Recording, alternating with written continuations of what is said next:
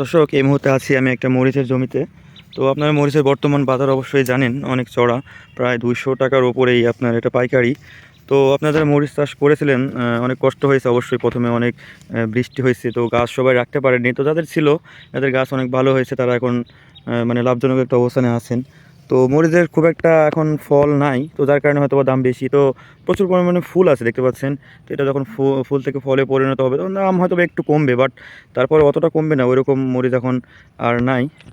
তো যারা মরিচ চাষ করে তাদের প্রচুর ধৈর্য থাকতে হয়, কারণ অনেক সময় দেখা যায় মরিচের এই গাছ হয়ে উঠতে অনেক সময় লাগে, প্রায় 2 মাস 2.5 মাস পরে এখানে ফল আসে, বা তারও বেশি সময় ক্ষেত্রে তাদের জমি অনুযায়ী একটু বেশি সময় লাগতে পারে, আরও বেশি সময়।